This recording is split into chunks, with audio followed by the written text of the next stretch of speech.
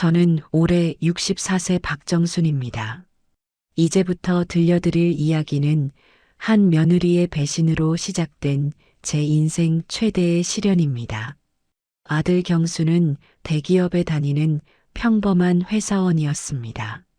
3년 전 아들이 결혼한다고 했을 때 저는 얼마나 기뻤는지 모릅니다. 중소기업 격리로 일하는 며느리는 첫 만남부터 예의 바른 모습이었습니다. 어머님, 앞으로 친딸처럼 잘 모시겠습니다. 허리를 90도로 굽혀 인사하는 모습이 참 마음에 들었습니다. 결혼식 전까지 일주일이 멀다 하고 찾아왔습니다. 제가 좋아하는 과일을 사오고 집안일도 도왔습니다. 명절이면 친정 어머니와 함께 와서 음식 준비를 거들었습니다. 주변 친구들도 우리 며느리를 보고 부러워했습니다. 정순 씨는 복도 많아. 며느리 참 착해 보여. 결혼식 날 안사도는 연신 고개를 숙이며 딸을 잘 부탁한다고 했습니다. 처음 1년은 정말 신혼부부다운 모습이었습니다. 맞벌이를 하면서도 주말마다 저를 찾아왔고 제 안부를 살폈습니다.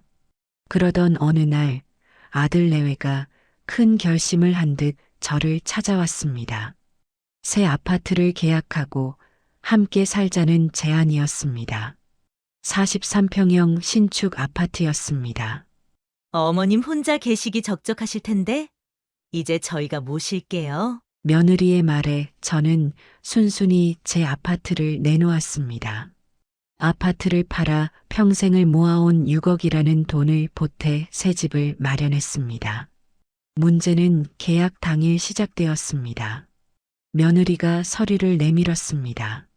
어머님, 요즘은 다들 젊은 사람 명의로 하더라고요. 아들도 며느리 말에 동조했습니다.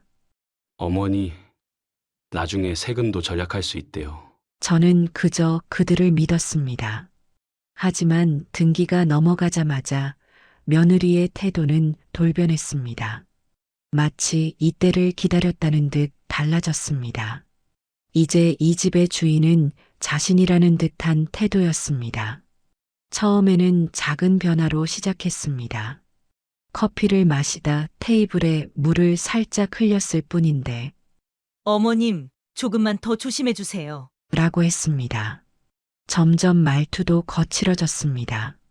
어머님, 이제 이 집은 제 명의로 되어 있으니까 제 말을 잘 따라주셔야 해요. 아들은 이런 상황에서도 아무 말도 하지 않았습니다.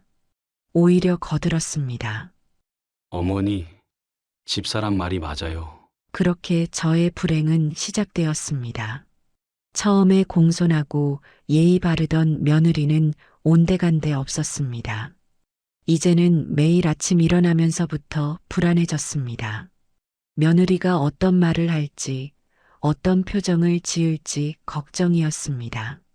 제가 모은 6억으로 산 집이었지만 이제는 손님처럼 눈치를 보며 살아야 했습니다.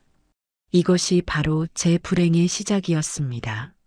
하지만 이보다 더한 시련이 기다리고 있었다는 것을 그때의 저는 알지 못했습니다. 며느리는 매일 아침 저에게 집안일 목록을 내밀었습니다. 처음에는 간단한 집안일로 시작했습니다. 설거지와 빨래 정도였습니다.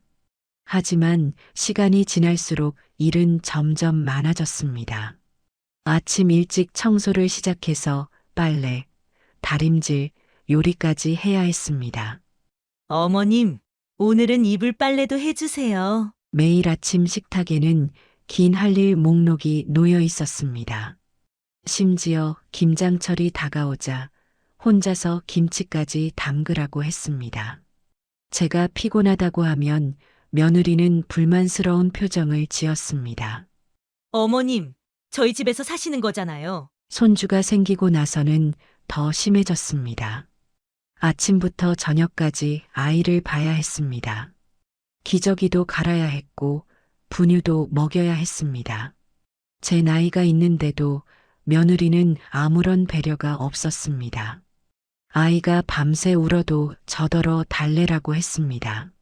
제 방은 집에서 가장 작은 방이었습니다. 창문도 작아서 환기가 잘 되지 않았습니다. 점점 그 작은 방마저 손주 장난감 창고가 되어갔습니다. 장난감과 아기 옷가지들이 하나둘 쌓이더니 제 옷장까지 잠식했습니다. 이제는 제 물건을 놓을 자리도 없었습니다. 어머님 방이 제일 좁으니까 여기라도 놔야죠. 주방에서도 자유롭지 못했습니다. 제가 좋아하는 된장찌개를 끓이면 며느리는 얼굴을 찌푸렸습니다. 어머님, 냄새나는 음식은 제가 없을 때만 해주세요. 점심때는 전화로 저녁 반찬을 지시했습니다. 오늘은 갈비찜 해주세요. 애기 아빠가 먹고 싶대요. 거실에서 TV를 보는 것도 눈치를 봐야 했습니다. 소리가 크다며 볼륨을 낮추라고 했고 드라마가 끝나면 바로 방으로 들어가라고 했습니다. 제 카드 사용도 철저히 감시했습니다. 모든 사용 내역을 체크하더니 결국 용돈을 월 30만 원으로 제한했습니다. 어머님, 노인분들이 사기 당하는 일이 많아서 그래요. 통장도 보이스피싱 위험이 있다며 며느리가 보관했습니다. 친구들과 만나는 것도 제한되었습니다. 이웃들과 차 한잔 하는 것도 허락을 받아야 했습니다. 외출했다 들어오면 어디 갔었냐며 추궁했습니다. 친구들이 집에 놀러 와도 시끄럽다며 쫓아냈습니다.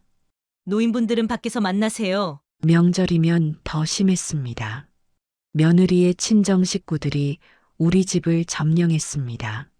저는 부엌에서 음식을 하고 그들은 거실에서 떠들며 놀았습니다. 상차림은 모두 친정어머니 입맛대로 해야 했습니다. 제가 해온 방식은 무시당했습니다. 우리 엄마가 이렇게 하는 게 더 맛있대요. 아들은 이런 상황에서 한 번도 제 편이 되어주지 않았습니다. 오히려 며느리 편만 들었습니다. 어머니가 너무 예민하세요. 집사람 말이 다 이유가 있어요. 하루하루가 지날수록 저는 우울해져 갔습니다. 말할 사람도 없었습니다. 친구들과도 점점 멀어졌습니다. 이웃들과도 교류가 끊겼습니다. 하루 종일 집안일과 육아에 시달렸습니다. 밤이면 온몸이 쑤셨습니다. 하지만 아플 수도 없었습니다. 아프다고 하면 꾀병이라고 했습니다. 병원에 가려고 해도 허락을 받아야 했습니다. 이렇게 저는 점점 집안의 노예가 되어갔습니다. 6억이라는 돈을 보태고도 하숙생보다 못한 대우를 받았습니다. 매일 아침 눈을 뜨는 것이 두려웠습니다. 또 어떤 일을 당할지 모른다는 불안감에 시달렸습니다.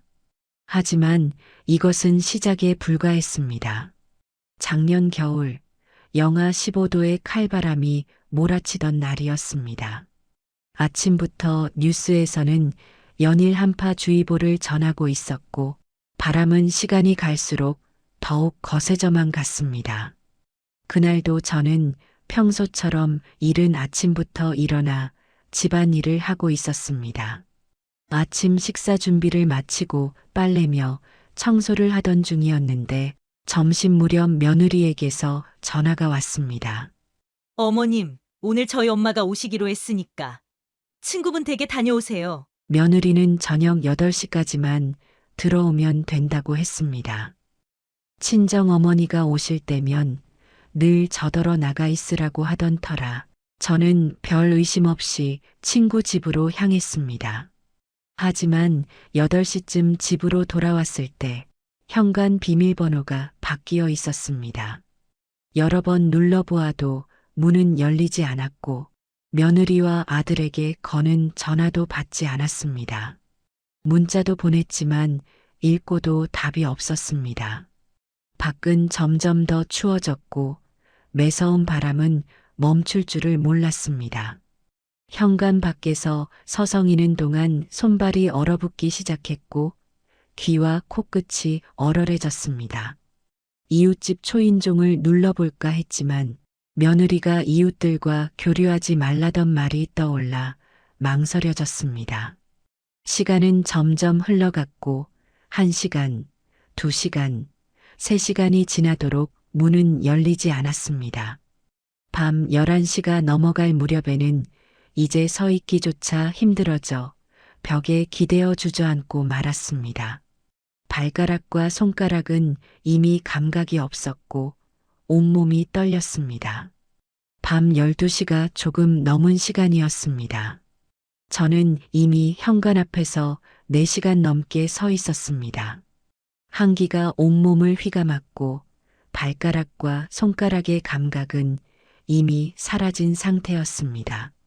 그때 옆집 할머니가 귀가하는 발소리가 들렸습니다. 평소라면 인사라도 건넸을 텐데 이미 말을 할 힘도 없었습니다. 어머나, 정순 씨, 괜찮으세요? 옆집 할머니가 놀란 목소리로 다가왔습니다. 저는 겨우 고개를 들어 그분을 바라보았습니다.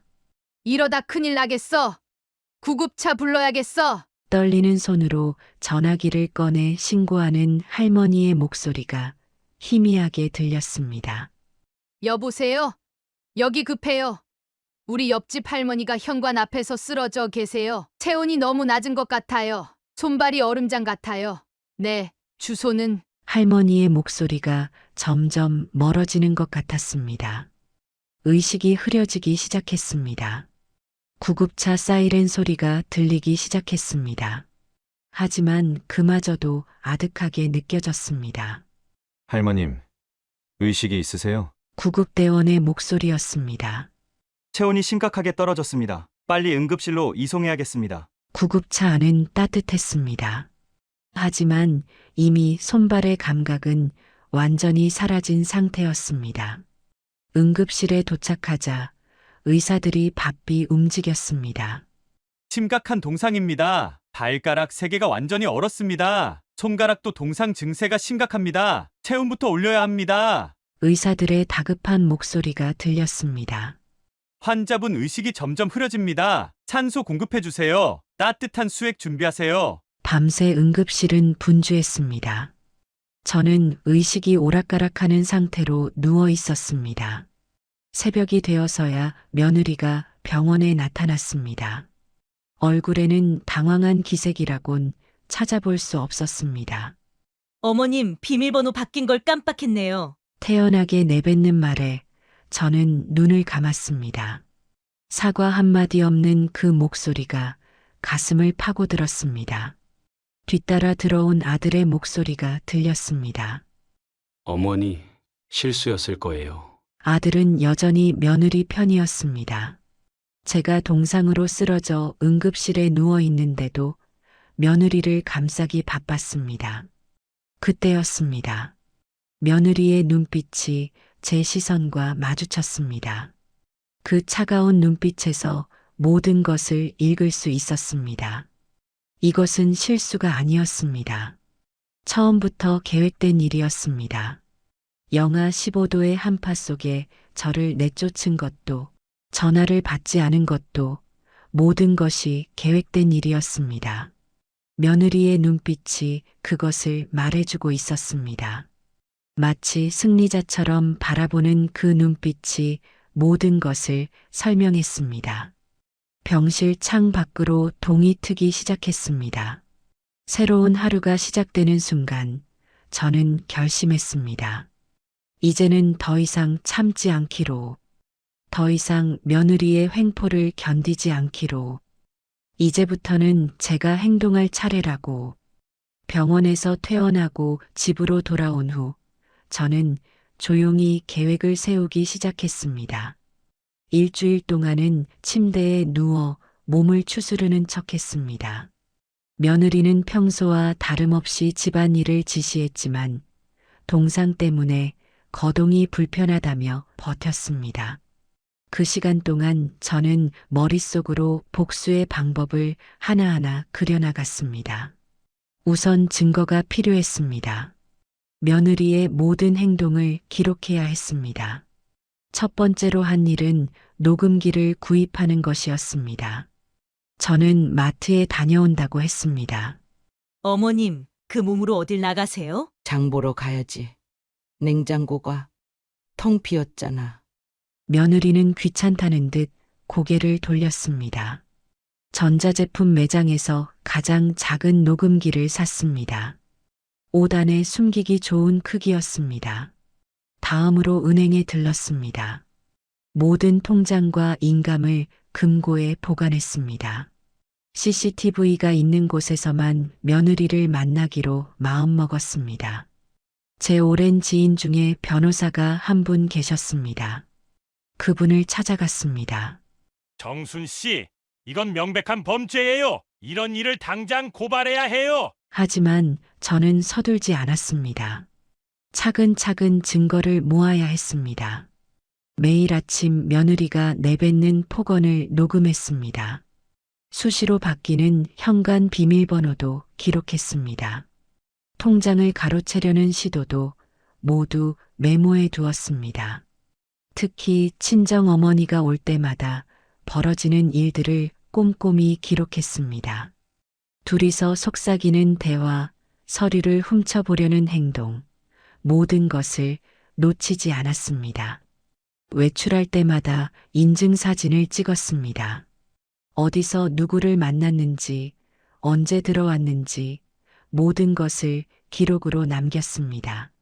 법률 상담도 꾸준히 받고 관련 판례도 찾아보았습니다. 이 모든 준비는 철저히 비밀리에 진행되었습니다. 낮에는 순한 시어머니 행세를 했습니다. 며느리가 시키는 대로 집안일도 했습니다. 어머님, 오늘은 김치찌개 해주세요. 그래, 알았어. 어머님, 애기 좀 봐주세요. 그럼 내가 봐야지. 하지만 밤이면 조용히 증거를 정리했습니다. 녹음 파일을 백업하고 사진을 정리하고 일기처럼 매일의 기록을 남겼습니다. 공증도 준비했습니다. 제 진술을 모두 문서화했습니다. 의사 진단서도 보관했습니다. 동상 사진도 증거로 남겼습니다. 이웃들의 증언도 확보했습니다. 그날 밤 저를 구해준 옆집 할머니께서 가장 큰 힘이 되어 주셨습니다. 그런 싸가지 없는 며느리는 가만두면 안 돼요. 다른 이웃들도 하나둘 도와주겠다고 나섰습니다. 한 달, 2달이 지나갔습니다. 증거는 차곡차곡 쌓여갔습니다. 제 손에 들어온 자료들은 이제 며느리의 범죄를 증명하기에 충분했습니다. 드디어 때가 왔다고 생각했습니다. 이제는 제가 행동할 차례였습니다. 더 이상 착한 시어머니는 없습니다. 이제부터는 제 인생을 되찾기 위한 싸움이 시작될 것입니다. 변호사 지인의 도움으로 며느리의 과거를 파헤치기 시작했습니다. 처음에는 단순한 조사였습니다. 하지만 알아갈수록 충격적인 사실들이 드러났습니다. 정순 씨, 이 자료들 좀 보세요. 변호사가 건넨 서류를 읽어내려가는 저의 손이 떨렸습니다. 며느리는 전 직장에서 횡령 혐의가 있었습니다. 회사 돈을 빼돌린 정황이 있었지만 합의로 무마된 사건이었습니다. 더 놀라운 것은 친정 어머니의 전과 기록이었습니다. 노인들을 상대로 한 사기 전과가 있었습니다. 요양원을 운영하면서 노인들의 재산을 가로챈 죄목이었습니다. 제보도 들어왔습니다. 며느리의 고향 이웃이 연락을 해왔습니다. 그들의 이야기는 더욱 충격적이었습니다. 며느리는 결혼 전에도 비슷한 일을 저질렀다고 했습니다. 홀로 사는 할아버지의 신뢰를 얻어 접근했다가 재산을 노리고 접근했던 정황이 있었습니다. 안사돈과 함께 벌인 일이었습니다. 둘이서 짜고 노인들의 재산을 노렸다는 것이었습니다. 다행히 그때는 다른 가족들이 일찍 알아차려 실패했다고 했습니다. 며느리의 학력도 거짓이었습니다. 이력서에 적힌 대학교는 다닌 적도 없었습니다. 전 직장에서도 허위 경력으로 입사한 것이 밝혀졌습니다. 지금 다니는 회사에도 비슷한 수법으로 들어갔다는 것을 알게 되었습니다. 허위 서류를 제출하고 면접에서 거짓말을 했다는 것이었습니다. 아들과의 결혼도 계획된 것이었습니다. 처음부터 재산을 노리고 접근했다는 정황이 포착됐습니다. 결혼정 보혜사를 통해 의도적으로 우리 아들을 찾아냈다는 것이었습니다. 사돈과 함께 짠 각본이었습니다. 제가 혼자 살고 있다는 것, 아파트가 있다는 것, 은행에 돈이 있다는 것까지 모두 알고 있었습니다. 결혼 초기의 공손한 태도도 연기였습니다. 재산을 노리고 연기한 것이었습니다. 일부러 저의 신뢰를 얻으려 했던 것입니다. 더 무서운 것은 앞으로의 계획이었습니다.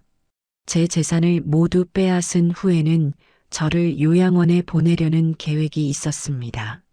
사돈이 운영하는 요양원이었습니다. 아들은 이 모든 사실을 전혀 모르고 있었습니다. 며느리의 거짓말에 완전히 속아 넘어가 있었습니다. 출근할 때마다 제게 잘하라고 당부하던 아들의 모습이 떠올라 가슴이 아팠습니다. 이웃들의 증언도 이어졌습니다.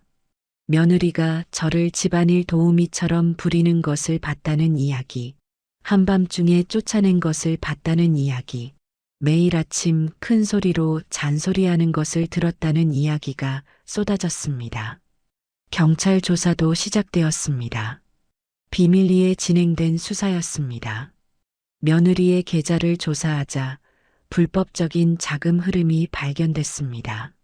친정 어머니와의 수상한 거래 내역도 나왔습니다.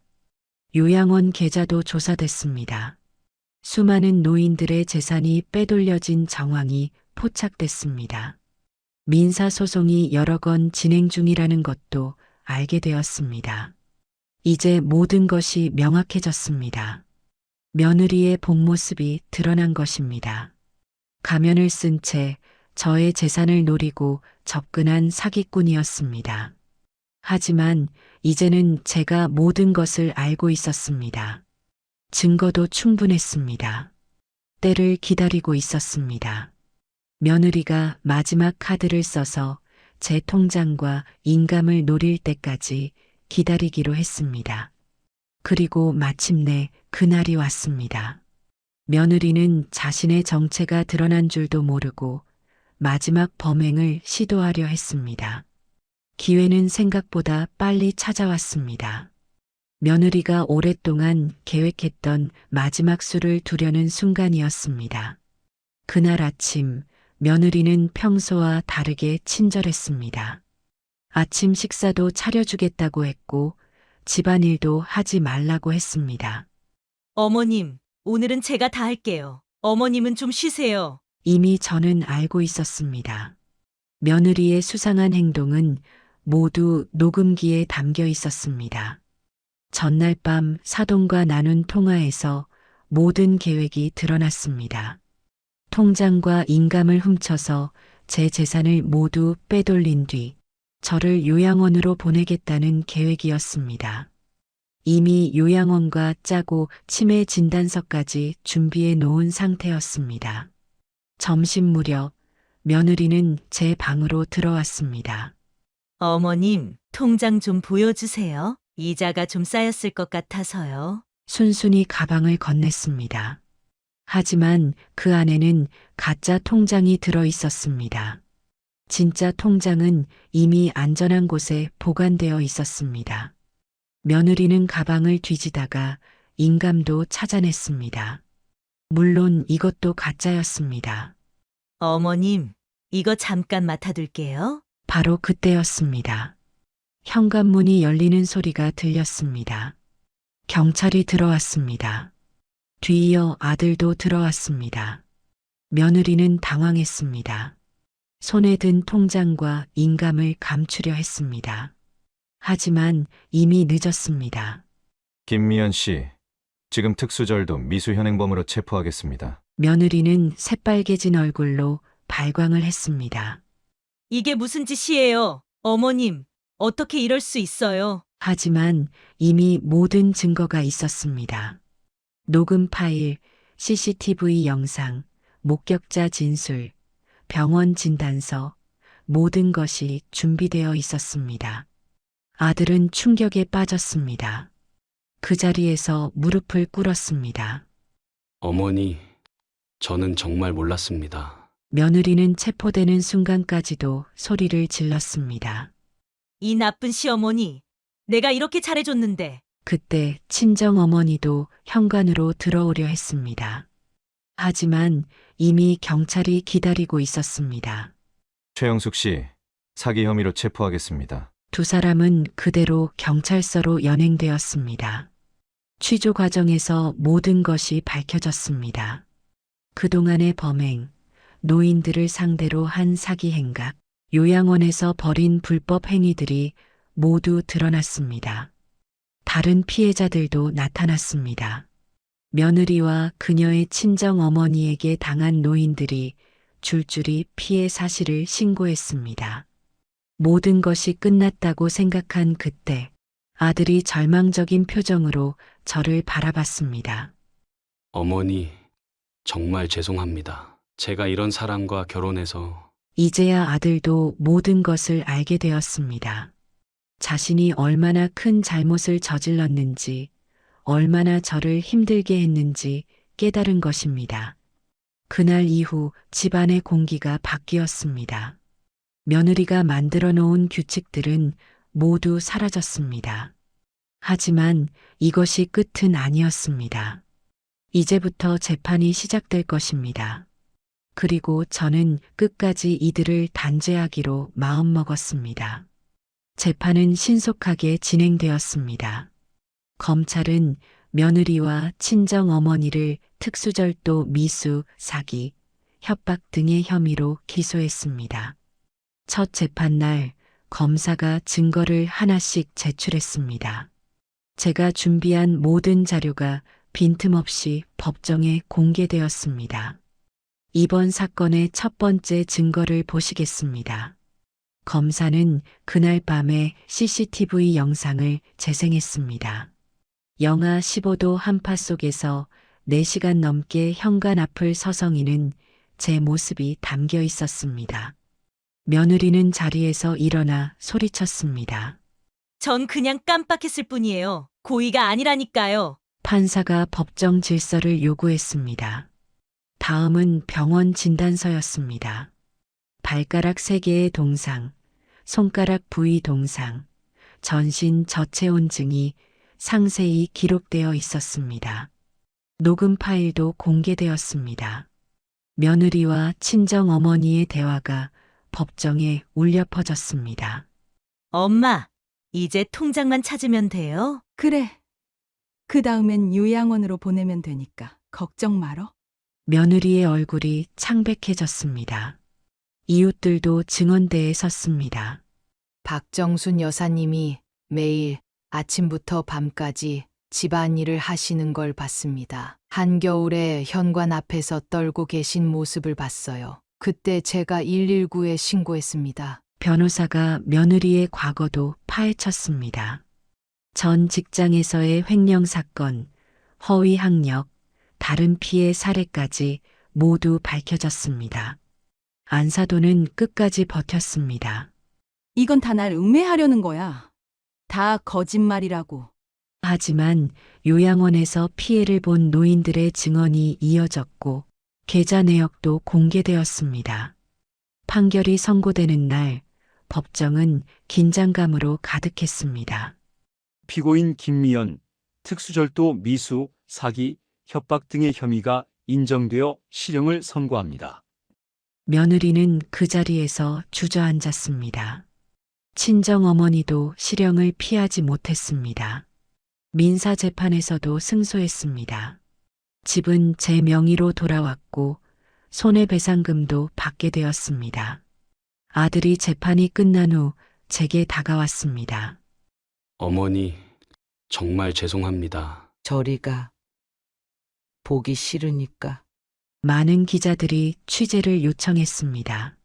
저는 당당히 말했습니다. 나이 들었다고 시어머니라고 해서 두 당한 일을 참고 살면 안 됩니다. 이제 정의는 바로 섰습니다. 하지만 이것은 끝이 아닌 시작이었습니다.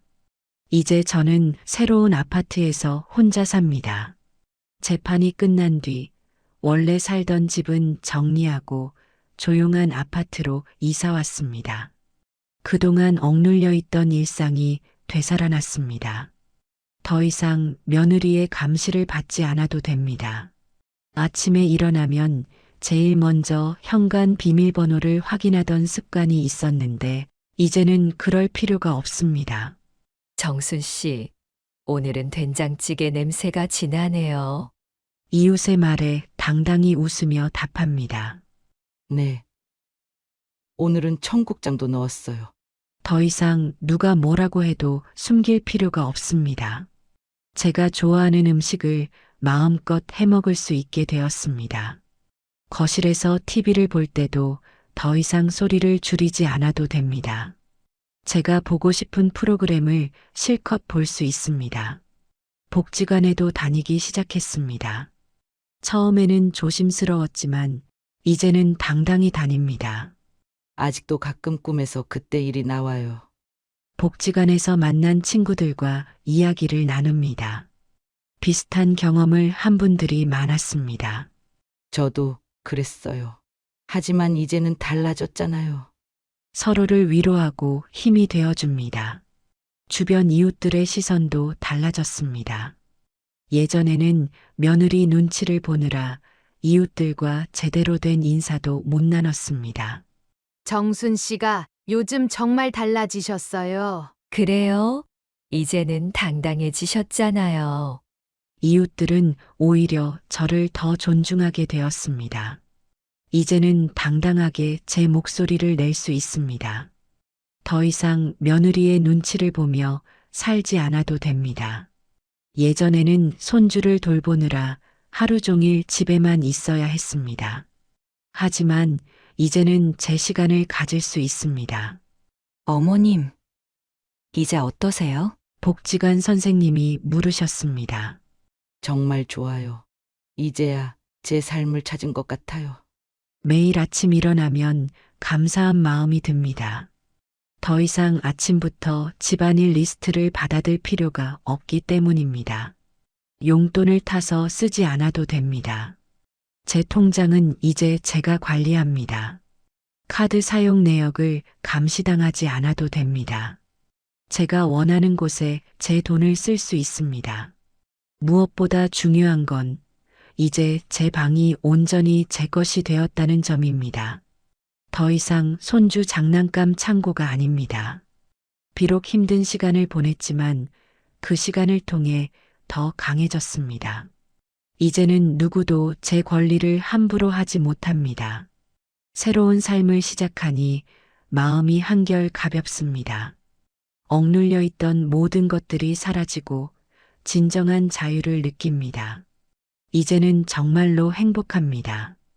어느 날 아들이 찾아왔습니다.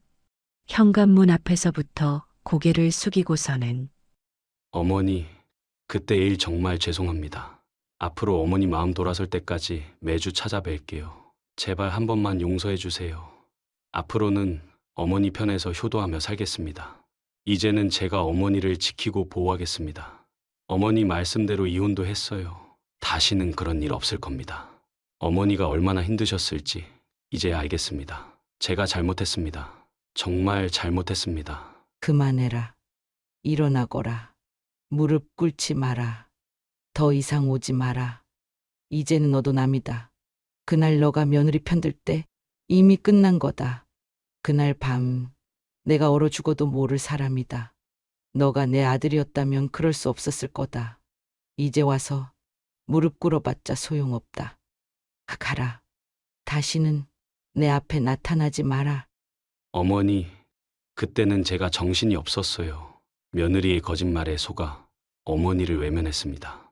하루도 편히 잠들지 못했어요. 어머니 생각만 하면 가슴이 찢어집니다. 제발 한 번만 기회를 주세요. 죽을 때까지 속죄하며 살겠습니다. 어머니가 저주하실 만해요. 하지만 그래도 저는 어머니 아들입니다. 어머니, 아들로 살고 싶습니다. 내 아들은 이미 죽었다. 그날 밤 현관 앞에서 얼어 죽을 뻔했을 때 함께 죽었다. 이제 와서 무슨 말을 해도 소용없다. 넌 이미 얘기는 남이야. 네 인생 살아라. 나도 내 인생 살 거니까 다시는 찾아오지 마라. 이제 너에게 줄 용서도 사랑도 없다. 이게 마지막이다. 가거라. 저는 아들을 용서할 생각이 조금도 없습니다. 저는 요즘은 노인 권익보호단체에서 강연을 합니다. 처음에는 떨리는 마음으로 시작했지만 이제는 제법 자신이 생겼습니다. 여러분, 나이 들었다고 참기만 하면 안 됩니다. 강연장에는 항상 비슷한 처지의 분들이 많이 오십니다. 제 이야기를 들으며 눈물을 훔치는 분들도 계십니다. 박정순 선생님 덕분에 용기를 얻었어요. 저도 이제는 당당히 맞서볼 생각입니다. 이런 말씀을 들을 때마다 가슴이 뭉클합니다. 상담도 시작했습니다. 비슷한 일을 겪은 분들이 찾아오시면 제 경험을 바탕으로 조언을 해드립니다. 저는 어떻게 해야 할까요? 혼자 참지 마세요. 증거를 모으세요. 처음에는 저도 두려웠어요. 하지만 이제는 달라졌잖아요. 복지관에서는 스마트폰 활용법도 배웁니다. 처음에는 어려웠지만 이제는 제법 잘 다룹니다. 정순 씨가 제일 열심히 하시네요. 강사님의 칭찬에 더욱 열심히 하게 됩니다. 운동도 시작했습니다. 아침마다 동네 공원을 한 바퀴 돕니다. 처음에는 힘들었지만 이제는 습관이 되었습니다. 박정수님, 오늘도 일찍 나오셨네요. 공원에서 만나는 이웃들과 인사를 나누는 것도 즐겁습니다. 무엇보다 중요한 건 제 삶의 주도권을 되찾았다는 것입니다. 더 이상 누구의 눈치도 안 봅니다. 이제는 제가 하고 싶은 일을 마음껏 할 수 있습니다. 여행을 가고 싶을 때는 여행을 가고 쉬고 싶을 때는 쉽니다. 어디 다녀오셨어요? 제주도 다녀왔어요. 이제는 내가 하고 싶은 걸 하면서 살아요. 앞으로도 이렇게 당당하게 살아갈 생각입니다. 나이 들었다고 시어머니라고 해서 불합리한 대우를 받을 필요는 없습니다. 매일 아침 거울을 보며 다짐합니다. 이제는 내 인생의 주인공으로 살자. 어두웠던 과거는 지나갔습니다. 이제는 새로운 시작입니다. 중요한 건 제가 다시 일어섰다는 것이죠. 매주 상담을 하면서 느낍니다. 저 같은 분들이 얼마나 많은지, 그분들에게 제가 얼마나 힘이 되는지를.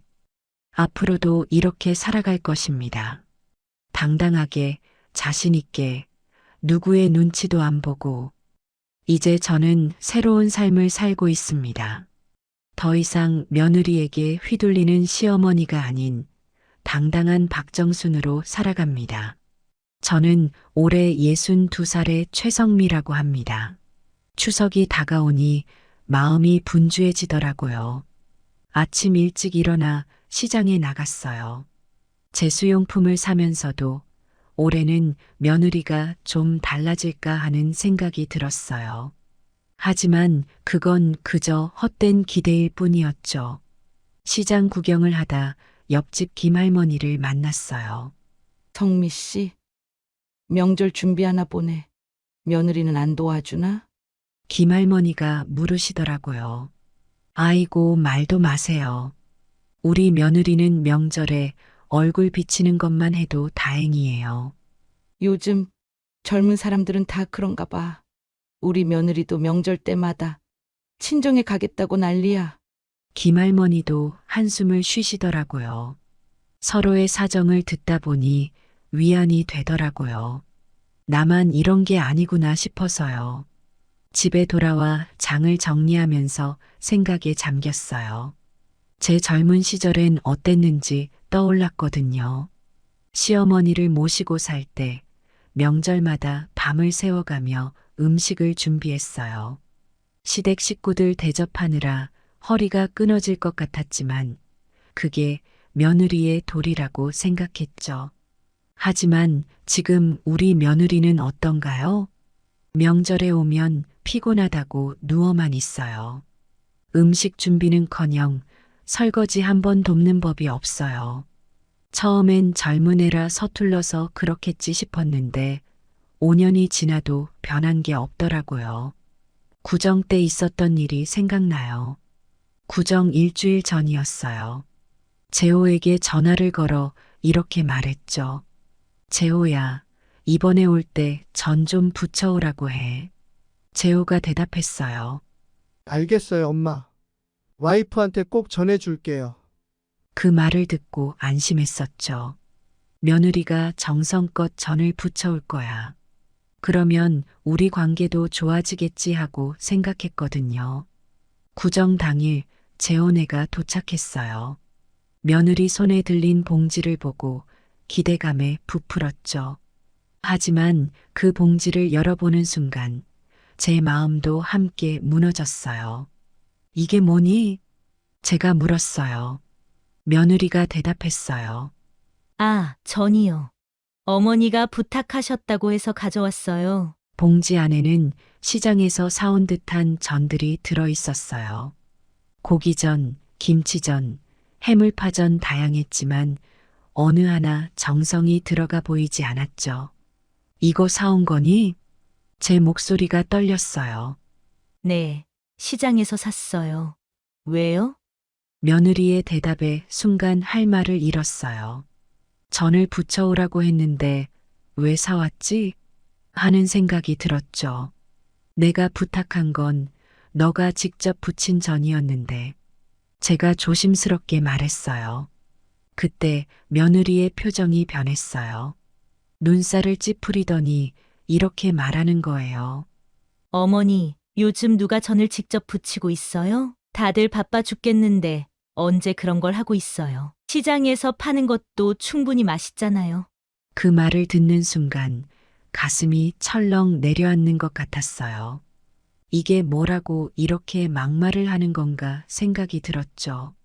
하지만 명절에는 가족들이 모여 음식을 만드는 게 중요한 거 아니니? 제가 떨리는 목소리로 말했어요. 어머니, 그건 옛날 얘기예요. 요즘은 다들 바쁘게 살아요. 명절에 와서 쉬어야지. 누가 음식 만들고 앉아 있어요. 며느리의 말에 눈앞이 캄캄해졌어요. 얘는 정말 가족의 의미를 모르는구나 하는 생각이 들었죠. 재호가 중재하려 나섰어요. 여보, 엄마가 부탁하신 거였는데. 하지만 며느리는 재호의 말을 자르고 말했어요. 당신도 전 부치고 싶어? 그럼 당신이 부치지 그랬어? 그 말을 듣고 재호는 말문이 막힌 듯 했어요. 저는 그저 멍하니 앉아 있었죠. 그날 밤 혼자 부엌에 앉아 울었어요. 내가 뭘 잘못했지? 왜 이렇게 됐나 하는 생각이 들더라고요.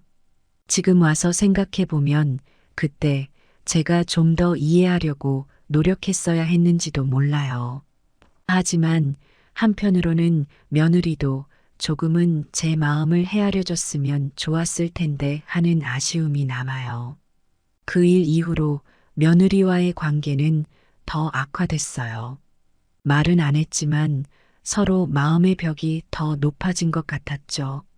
지금 며느리를 바라보며 그때의 일이 떠오르니 또다시 가슴이 아파와요. 우리는 왜 이렇게 서로를 이해하지 못하는 걸까 하는 생각이 들었어요. 제 아들 재호는 제 외동아들이에요. 올해 38살이 됐네요. 다들 아시겠지만 외동아들 키우는 게 쉽지만은 않았어요. 남편과 저는 재호에게 모든 정성을 쏟아부었죠. 재호가 결혼한다고 했을 때 얼마나 기뻤는지 몰라요. 드디어 우리 아들이 가정을 꾸리는구나 싶어서요. 며느리 될 사람을 처음 봤을 때 참 예쁘고 똑똑해 보이더라고요. 우리 아들 복 받았구나 하고 생각했어요. 하지만 결혼하고 나서 5년 세월이 지날수록 실망이 쌓여갔어요. 처음에는 신혼이니까 이해해줬어요. 시댁에 잘 오지 않는 것도, 음식을 잘 못하는 것도 다 눈 감아줬죠. 시간이 지나면 나아지겠지 하고 믿었거든요.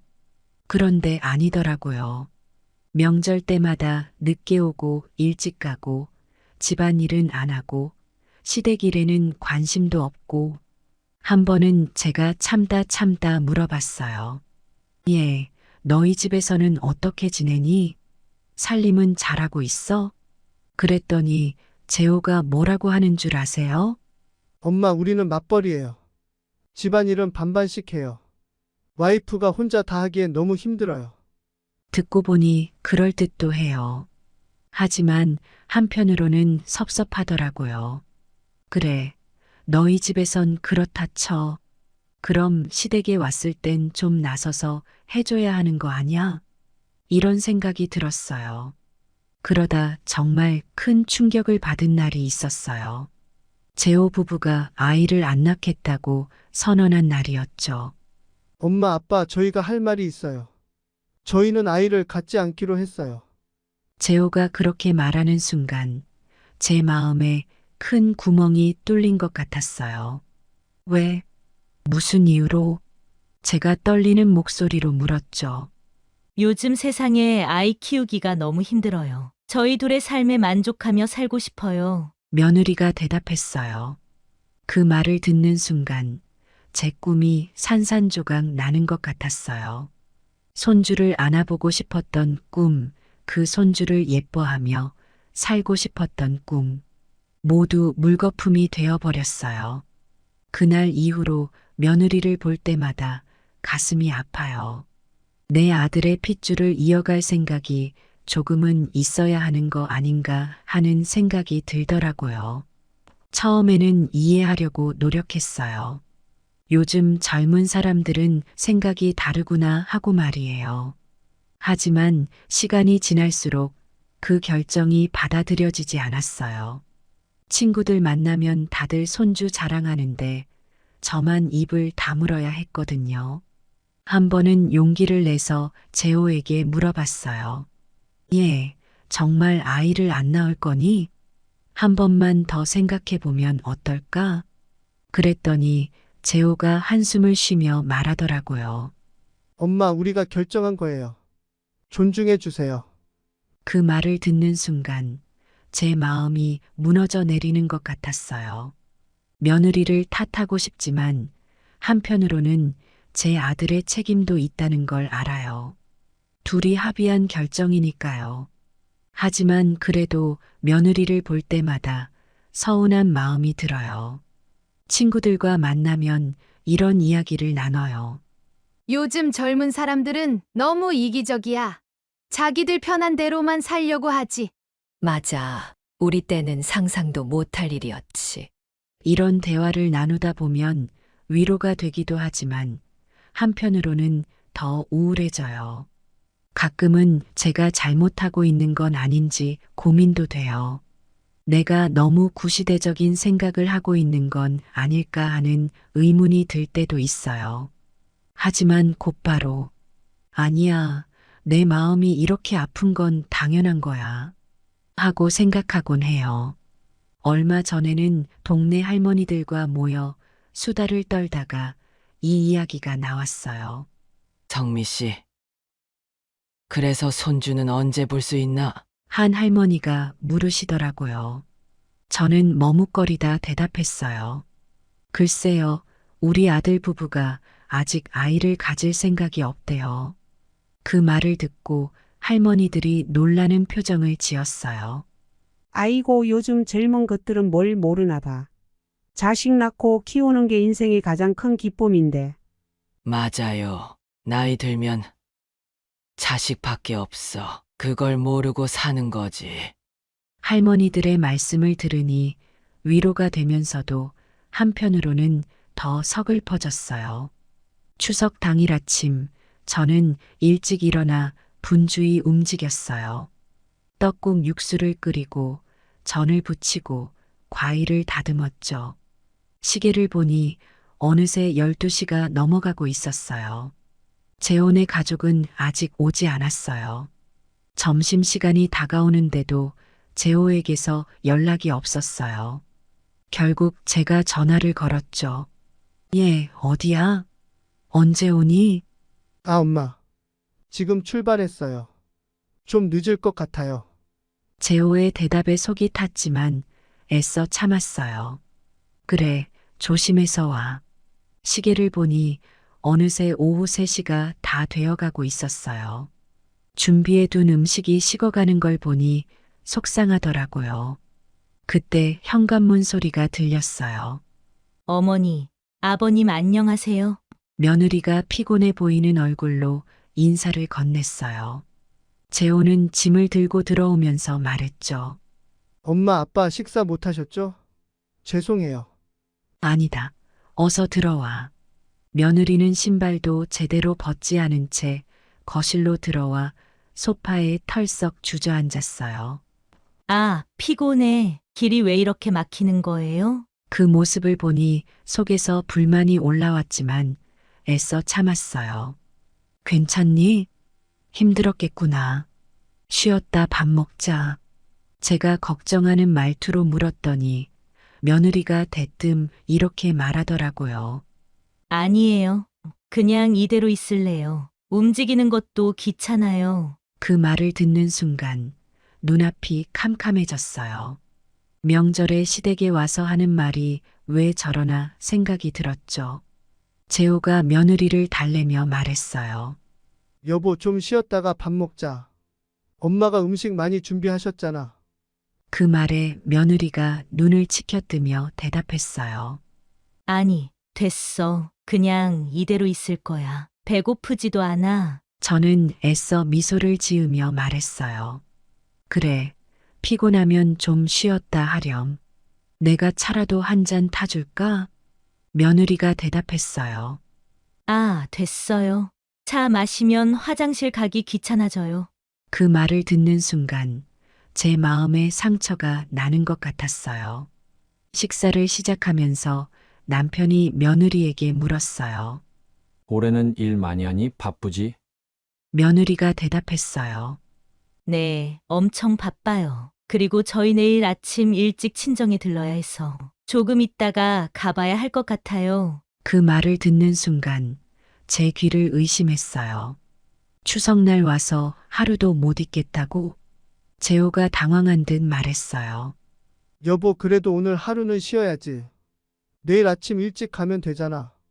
며느리가 짜증 섞인 목소리로 대답했어요. 아니, 난 오늘 가야 돼. 여기 있기 피곤해. 식사 중에 며느리의 행동을 보며 속이 상했어요. 음식을 먹으면서도 휴대폰만 들여다보더라고요. 시아버지가 말을 걸어도 대답도 제대로 안 하고 이게 무슨 예의지 하는 생각이 들었죠. 아가, 명절이니까 좀 쉬어가며 얘기도 하고 그러자. 제가 조심스럽게 말했더니 며느리가 대뜸 이렇게 말하더라고요. 아, 저 피곤해요. 그냥 조용히 밥 먹고 싶어요. 그 말을 듣는 순간 눈앞이 캄캄해졌어요. 식사가 끝나고 며느리에게 설거지를 부탁했어요. 알았다고 대답은 했지만 한참을 미루다 겨우 시작하더라고요. 그것도 대충대충 하는 모습을 보니 속에서 화가 치밀어 올랐어요. 내가 저 나이 때는 시부모님 앞에서 허리 한번 제대로 펴본 적이 없었는데 설거지를 하는 동안 재호가 와서 며느리에게 속삭이더라고요. 여보, 오늘 하루만 잘 보내자. 엄마 기분 상하게 하지 말고. 그 말을 들은 며느리가 소리를 지르듯 말했어요. 아니, 왜 내가 참아야 해? 나도 피곤하고 쉬고 싶다고. 저는 그 말을 듣고 충격을 받았어요. 시댁에서 저렇게 큰 소리로 말하다니. 하지만 애써 참고 아무 말도 하지 않았어요. 저녁이 되자 며느리가 말하더라고요. 어머니, 저희 이제 가볼게요. 겨우 반나절 있다가 가겠다니. 예전에는 이틀 동안 시댁에 머물며 함께 시간을 보냈는데 요즘은 그런 게 사치가 되어버렸나 봐요. 그래도 오늘 하루는 여기서 자고 가지 그러니 제가 애써 웃으며 말했지만 며느리의 대답은 단호했어요. 아니에요. 저희 집에서 자는 게 편해요. 여기선 잠도 잘 안 와요. 그 말을 듣는 순간 가슴이 찢어지는 것 같았어요. 재호가 나서서 말했어요. 엄마, 죄송해요. 저희가 일찍 가게 됐네요. 다음에 시간 내서 다시 오겠습니다. 하지만 그 말이 위로가 되지는 않았어요. 다음에 라는 말이 언제가 될지 모르니까요. 며느리는 짐을 싸면서 투덜거렸어요. 아, 짐도 풀었다 싸고. 귀찮아 죽겠네. 그 말을 듣는 순간 제 마음에 큰 상처가 났어요. 시댁에 오는 게 그렇게 싫은 건가 하는 생각이 들었죠. 현관문 앞에서 배웅을 하는데 며느리가 말하더라고요. 어머니, 다음에는 좀 더 일찍 갈게요. 여기 있기 너무 피곤해요. 그 말을 듣는 순간 너무 속상했어요. 내가 그렇게 힘들게 했나? 재호 부부가 떠나고 나서 집안이 갑자기 조용해졌어요. 텅 빈 집을 보니 서글퍼지더라고요. 남편이 다가와 위로의 말을 건넸어요. 여보, 너무 마음 쓰지 마. 요즘 젊은 사람들은 다 저래. 하지만 그 말이 위로가 되지는 않았어요. 오히려 더 서글퍼지더라고요. 우리 때는 어땠는데 하는 생각이 자꾸 났어요. 그날 밤 잠을 이루지 못하고 뒤척이다 일어났어요. 부엌에 가서 며느리가 가져온 음식을 보니 또 한숨이 나왔어요. 이게 뭐라고 음식이라고 가져왔나 하는 생각이 들었죠. 텔레비전을 켜고 앉아 있는데 추석 특집 프로그램에서 화목한 가족들의 모습이 나오더라고요. 그 모습을 보니 눈물이 났어요. 우리 집은 언제쯤 저렇게 될 수 있을까? 추석이 지나고 며칠 후 저는 옛 앨범을 꺼내 보았어요. 젊었을 때 찍은 사진들을 보니 많은 기억이 떠올랐어요. 특히 시어머니와 함께 찍은 사진을 보며 지난 날들이 주마등처럼 스쳐 지나갔죠. 제가 25살 때 결혼해서 시댁에 들어갔어요. 그때 시어머니는 제 나이만 하셨나요?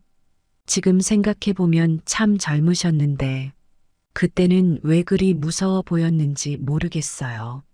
시집살이가 힘들다는 얘기는 많이 들었지만 실제로 겪어보니 상상 이상이더라고요. 명절 때마다 밤을 새워가며 음식을 준비했어요. 떡국, 잡채, 전 여러 가지 갖은 나물들. 하나하나 정성 들여 만들었죠. 시어머니께서 옆에서 지켜보시며 이것저것 지적하실 때마다 눈물이 날 것 같았어요. 하지만 참았죠. 그게 며느리의 도리라고 생각했으니까요. 한 번은 추석 전날 밤새 음식을 준비하다가 그만 국을 엎질렀어요. 얼마나 당황했는지 몰라요. 시어머니께서 화를 내실까봐 겁이 났죠. 하지만 뜻밖에도 시어머니께서는 괜찮다. 다시 하면 되지. 라고 하시더라고요. 그때 처음으로 시어머니의 따뜻한 면을 봤어요. 시댁 식구들을 대접할 때면 허리가 끊어질 것 같았어요. 음식 나르랴, 설거지하랴, 시중 들랴 쉴 새 없이 움직였죠. 그래도 시아버지께서 우리 며느리가 음식 솜씨가 좋아. 라고 칭찬해 주실 때면 그동안의 고생이 눈 녹듯 사라지는 것 같았어요. 세월이 흘러 제가 시어머니가 되고 보니 그때 시어머니의 마음이 이해가 되더라고요. 며느리에게 엄하게 대했던 것도 집안의 전통을 지키려 했던 것도 다 이유가 있었던 거죠. 가문의 명예와 가족의 화목을 위해 그러셨던 거예요. 하지만 요즘 젊은 세대들은 달라요. 제 며느리만 해도 그렇죠. 명절에 와서 음식 준비는커녕 도와주지도 않고 시댁 일에는 관심도 없어요. 내 삶이 더 중요하다며 당당하게 말하는 모습을 보면 한숨이 나와요. 추석 얼마 뒤 재호가 갑자기 전화를 해서는 이렇게 말하더라고요. 엄마, 저희 다음 주에 해외여행 다녀오려고요. 뭐, 갑자기 무슨 여행이야? 아, 와이프가 휴가를 냈대요. 둘이 여행 한번 다녀오려고요. 순간 화가 났어요. 명절에는 겨우 반나절 다녀가더니 여행은 간다고? 시댁에 올 시간은 없으면서 여행 갈 시간은 있다고? 안 돼. 다음에 가. 이번엔 시간 내서 집에 좀 와. 제가 단호하게 말했죠. 하지만 재호가 고집을 부리더라고요. 엄마, 저희도 살기 바빠요. 이번 기회 아니면 언제 또 시간이 날지 모르잖아요. 그럼 시간 날 때 부모님 집에 와야지. 무슨 여행이야? 엄마, 저희도 쉬어야죠. 항상 일만 하다가는 번아웃 돼요. 결국 재호의 고집을 꺾지 못하고 허락할 수밖에 없었어요. 전화를 끊고 나니 마음이 울적해지더라고요. 내가 뭘 잘못 키웠나 하는 생각이 들었죠. 며칠 후 재호네가 여행을 떠났다는 연락을 받았어요. 마음 한편으로는 걱정되면서도 다른 한편으로는 서운했어요. 시댁에는 발걸음도 하기 싫어하더니 여행은 그렇게 신나게 가나 싶어서요. 그러다 우연히 며느리의 SNS를 보게 됐어요. 평소에는 잘 안 보는데 그날따라 궁금해서 들어가 봤죠. 그런데 거기에 올라온 사진들을 보고 깜짝 놀랐어요. 해변에서 찍은 사진, 유명 관광지에서 찍은 사진, 맛있어 보이는 음식들, 하나같이 행복해 보이는 모습이더라고요. 특히 재호와 팔짱을 끼고 찍은 사진을 보니 마음이 아팠어요. 시댁에 올 때는 한 번도 보여주지 않았던 환한 미소였거든요. 사진 밑에 달린 글들을 보니 더 속상해졌어요. 드디어 꿈에 그리던 여행. 남편과 둘이서 보내는 행복한 시간. 이런 게 인생이지. 그 글들을 읽으면서 눈물이 났어요. 시댁에 오는 건 그렇게도 싫더니 여행은 그렇게 좋은가 봐요. 우리 집에 올 때는 한 번도 보여주지 않았던 행복한 표정들이 배신감이 들더라고요. 남편이 제 모습을 보더니 물었어요. 왜 그래? 무슨 일 있어? 아니에요. 그냥 재혼의 여행 사진 보고 있어요.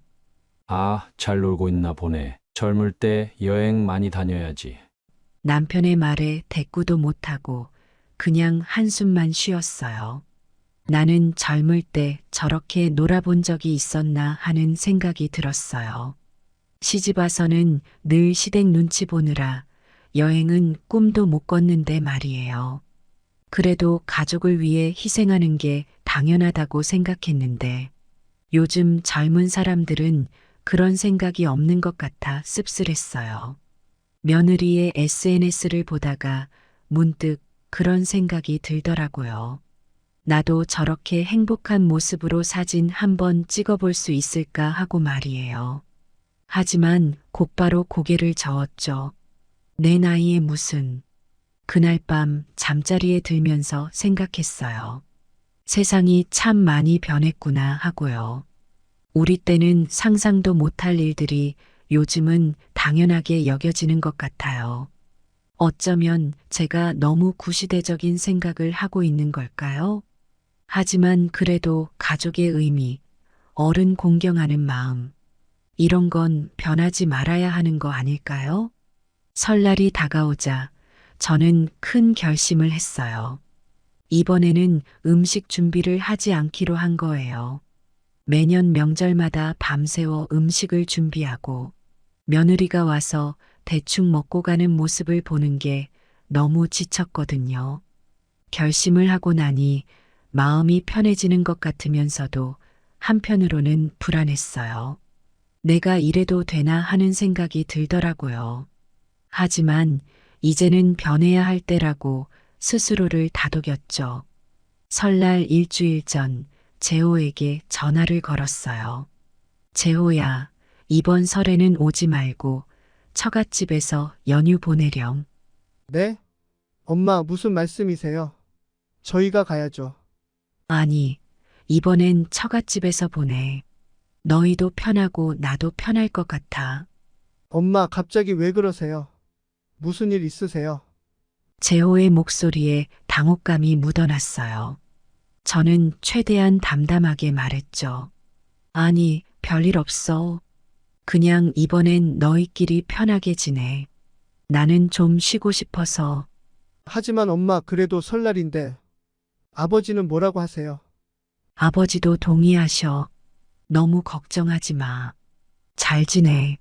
전화를 끊고 나니 눈물이 나더라고요. 하지만 이게 최선이라고 생각했어요. 이대로 계속 가면 며느리와의 관계는 물론이고 재호와의 관계도 나빠질 것 같았거든요. 설날 당일 집은 조용했어요. 매년 이맘때면 분주히 움직이며 음식을 준비했는데 올해는 달랐죠. 텅 빈 부엌을 보니 마음이 싱숭생숭했어요. 남편이 걱정스러운 눈으로 저를 바라봤어요. 여보, 정말 이래도 돼? 재혼에 안 온다고? 네, 올해는 쉬어요.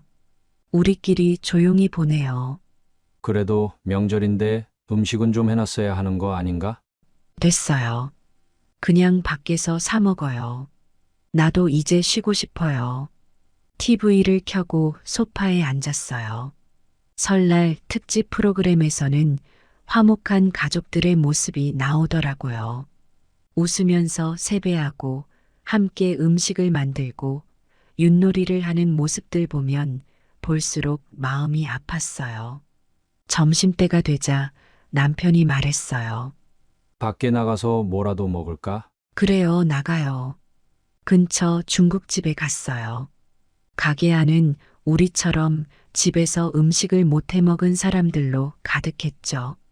옆 테이블의 가족들이 즐겁게 대화를 나누는 모습을 보니 부럽더라고요. 집에 돌아와 다시 TV를 봤어요.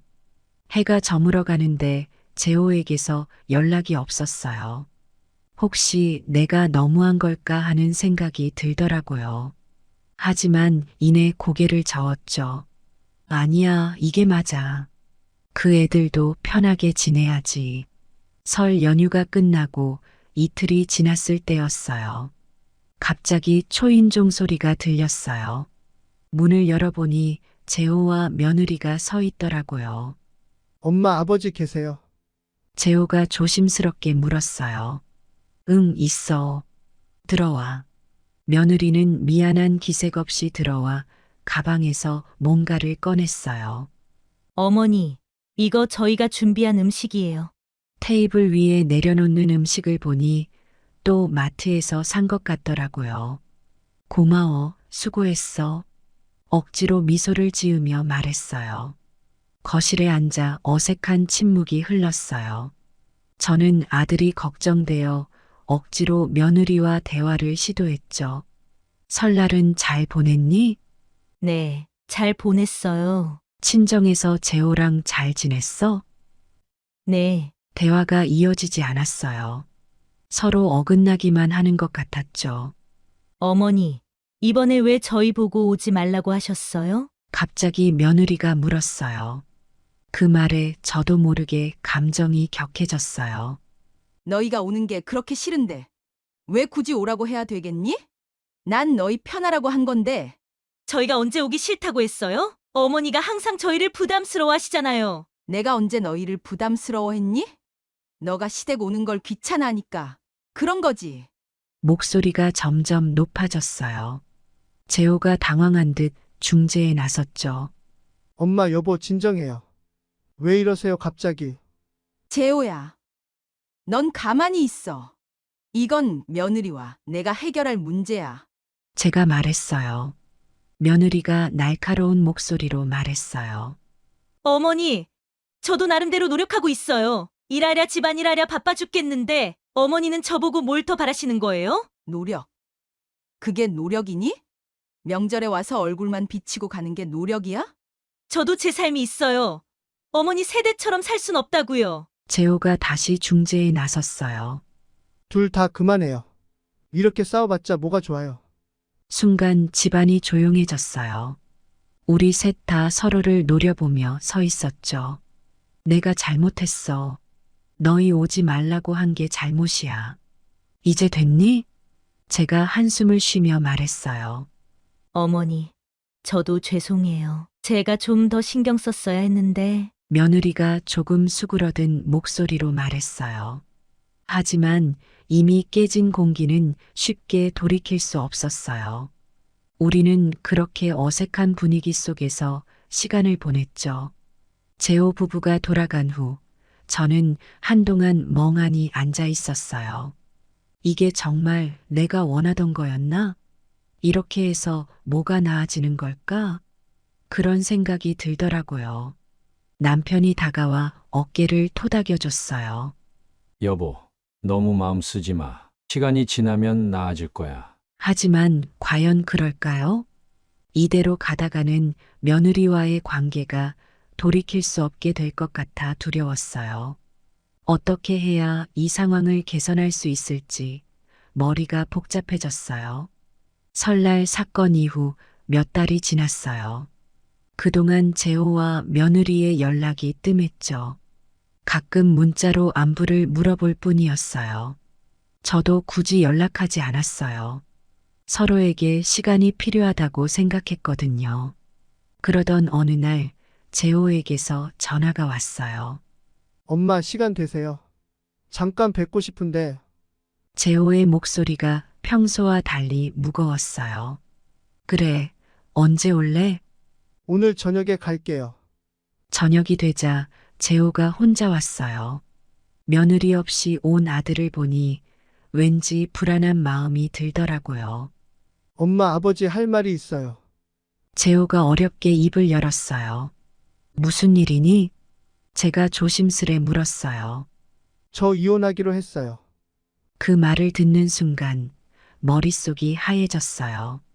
예상은 했지만 막상 현실이 되니 어떤 반응을 해야 할지 몰랐죠. 왜? 무슨 일이 있었니? 남편이 떨리는 목소리로 물었어요. 그동안 너무 안 맞았어요. 서로 가치관도 다르고 미래에 대한 생각도 달랐고 결혼 생활을 지속하기 힘들다고 판단했어요. 재호의 말을 들으며 복잡한 감정이 몰려왔어요. 한편으로는 며느리와 멀어질 수 있다는 안도감이 들었어요. 그동안 쌓였던 갈등과 스트레스에서 벗어날 수 있을 거란 생각이 들었거든요. 하지만 다른 한편으로는 아들에 대한 걱정이 밀려왔어요. 이혼 후 재호가 어떻게 살아갈지, 상처받은 마음을 어떻게 달랠지, 그런 생각들이 머릿속을 맴돌았죠. 재호야, 정말 이게 최선이니? 다시 한번 생각해 보는 건 어때? 제가 조심스럽게 물었어요. 엄마 충분히 생각했어요. 이게 저희 둘 다를 위한 최선의 선택이에요. 재호의 단호한 대답에 더 이상 할 말이 없었어요. 대신 아들을 꼭 안아주었죠. 알았어. 엄마는 내 선택을 존중할게. 힘들 때 언제든 집에 와. 그렇게 재호를 보내고 난 후 저는 한동안 멍하니 앉아 있었어요. 머릿속이 복잡했죠.